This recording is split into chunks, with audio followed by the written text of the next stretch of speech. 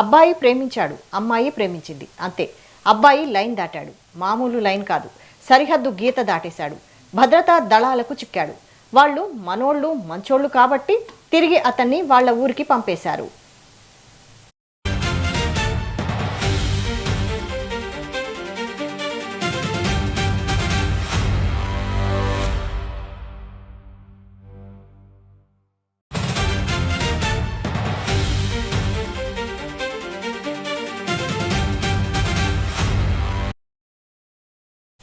ప్రేమ కోసం ప్రాణాలకు తెగించి నియంత్రణ రేఖ ఎల్ఓసి దాటి భారత్లోకి వచ్చిన యువకుడి పేరు జీషన్ అహ్మద్ మీర్.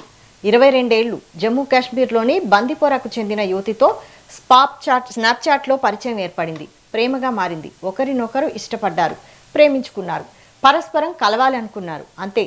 జూలై 2న అహ్మద్ మీర్ బార్డర్ దాటి వచ్చాడు.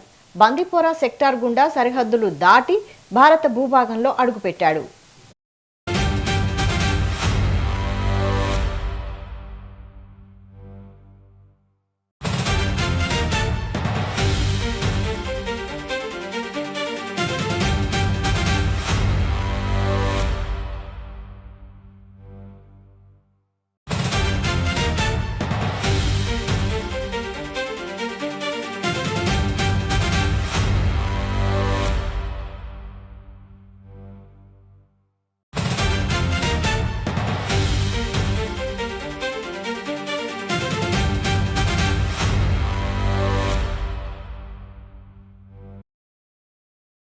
బార్డర్ దాటుతుంటే అక్కడ పహారా కాస్తున్న సైన్యం ఊరికే ఉంటుందా? అతన్ని పట్టేసింది.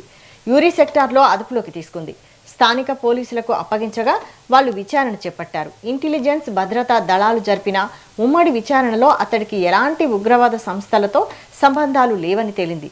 కేవలం తన ప్రేయసిని కలిసేందుకు మాత్రమే సరిహద్దు దాటాడని నిర్ధారణకొచ్చారు.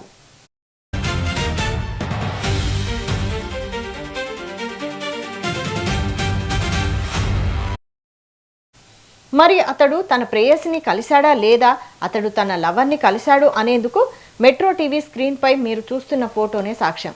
ఆ యువకుడిపై ఎలాంటి ఉగ్రవాద ఆరోపణలు లేకపోవడంతో మానవతా దృక్పథంతో అధికారులు స్పందించారు. అతడిని తిరిగి స్వస్థలానికి పంపేందుకు ఏర్పాట్లు చేశారు. తిరిగి వెళ్లే ముందు ఆ యువకుడు తాను ప్రాణంగా ప్రేమించిన యువతిని ఒకసారి చూసేందుకు అవకాశం ఇవ్వండని వేడుకున్నాడు. దానికి అంగీకరించిన అధికారులు ఆ ప్రేమికులకు ఒక చివరి సమావేశాన్ని ఏర్పాటు చేశారు.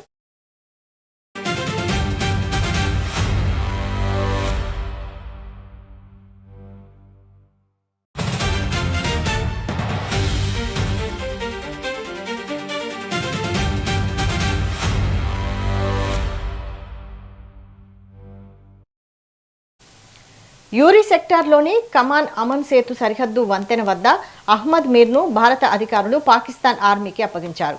ప్రేమ కోసం బార్డర్ దాటిన ఈ యువకుడి కథ ఇప్పుడు చర్చనీయాంశంగా మారింది. మన ఆర్మీ మానవత్వం కూడా హైలైట్ అవుతోంది. ఆ యువకుడిని ఏమీ అనకపోగా తాను ప్రేమించిన అమ్మాయితో మాట్లాడే అవకాశం ఇచ్చిన భద్రతా దళాలు బలగాలు రియల్ హీరో అనిపించుకున్నాయి.